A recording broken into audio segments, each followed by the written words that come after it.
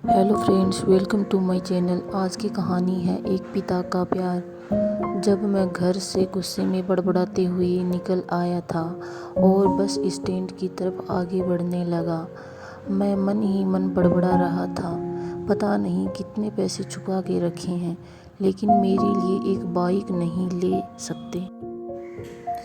अब मैं यहाँ से चला जाऊँगा और तब तक वापस नहीं आऊँगा जब तक मैं खुद के पैसों से बाइक नहीं खरीद लेता। इतना सोच ही रहा था, तभी मेरे पैर में मुझे कुछ चुभने का एहसास हुआ। नीचे देखा तो समझ आया कि जल्दबाजी में पापा के जूते पहन आया हूँ। उन जूतों में कील उभरी हुई थी जो मेरे पैर में बार बार घाव किए जा रही थी। लेकिन उस समय गुस्सा अधिक था, तो मैं बड़बड़ाते हुए आगे बढ़ गया। एकाएक मुझे याद आया कि मैं पापा का पर्स भी साथ ले आया हूँ। मेरे खुराफाती दिमाग में एक ख्याल आया, क्यों ना आज पापा का पर्स चेक किया जाए, जिसे आज तक उन्होंने किसी को हाथ तक नहीं लगाने दिया था। जब मैंने पापा का वह पुराना पर्स खोल कर देखा तो उसमें पैसे तो नहीं मिले, लेकिन पैसों की जगह पर एक डायरी रखी हुई थी।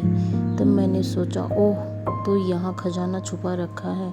मैं समझ रहा था कि यहाँ पापा ने लिखा होगा कि किससे कितने पैसे लेने हैं और किसको कितने पैसे दिए हैं, लेकिन मैं गलत था। जब मैंने उस छोटी सी डायरी का पहला पेज खोलकर देखा तो वहाँ पर जो लिखा था वह थोड़ा सीरियस कर देने वाला था। डायरी में जो लिखा था उसे पढ़ने के बाद मेरे चेहरे पर जो एक्सप्रेशन थे वह गायब हो चुके थे, क्योंकि डायरी में वैसा कुछ नहीं था जैसा मैं सोच रहा था। वहाँ पर उन पैसों का हिसाब लिखा हुआ था जो अलग अलग कामों के लिए अलग अलग लोगों से उधार लिए गए थे। उस लिस्ट में कंप्यूटर के नाम पर भी पैसे लिए गए थे। कुछ यूँ लिखा था, 50,000 बेटे के कंप्यूटर के लिए। यह वही कंप्यूटर था जिसे मैं आज तक यूज कर रहा हूँ, लेकिन मुझे यह पता नहीं था उस कंप्यूटर को खरीदने के लिए पैसे कहाँ से आए थे। लेकिन आज पता चल रहा था। मुझे आज भी याद है जब मैंने पहली बार कैमरे के लिए जिद की थी, जो मेरे पापा ने मुझे 2 हफ्ते बाद मेरे बर्थडे पर ला कर दिया था, जिसे देखकर मैं बहुत खुश हुआ था। और मुझे खुश देखकर मुझसे कहीं ज़्यादा अगर कोई खुश था तो वह पापा थे। अब मेरे चेहरे से गुस्सा एकदम गायब हो चुका था। जब मैंने आगे का पन्ना पलटा तो वहाँ पर कुछ विशेष लिखी हुई थी।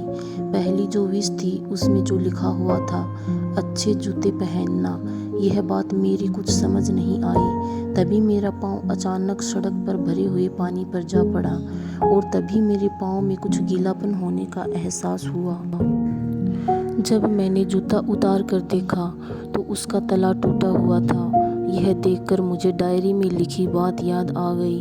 तभी मुझे माँ पापा की कही बातें भी याद आ रही थी कि कैसे माँ जब कहा करती थी पापा से, अब तो जूते पुराने हो गए, नए ले लीजिए, तो पापा अक्सर यह कहकर टाल दिया करते थे, जूते अभी और चलेंगे। अभी कुछ दिन पहले तो लिए थे। मुझे आज समझ आ रहा था कि कितने दिन और चलेंगे। साथ ही साथ यह भी समझ आ रहा था कि पापा पर्स को क्यों छुपा कर रखते थे। तभी उस डायरी को पढ़ते हुए बस स्टैंड पर पड़ी बेंच पर आकर बैठ गया। अब उस डायरी का आखिरी पन्ना बचा हुआ था।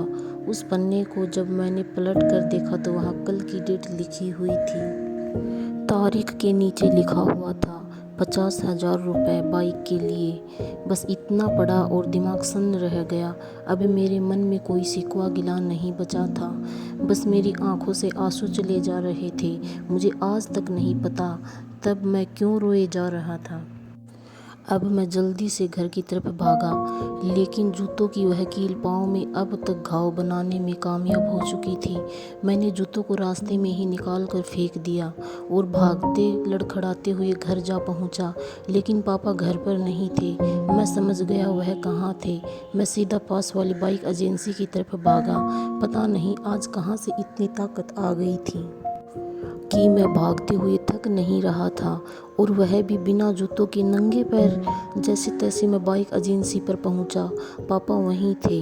मैंने पापा को दौड़कर गले लगा लिया और मेरी आंखों में आंसू रुकने का नाम ही नहीं ले रहे थे।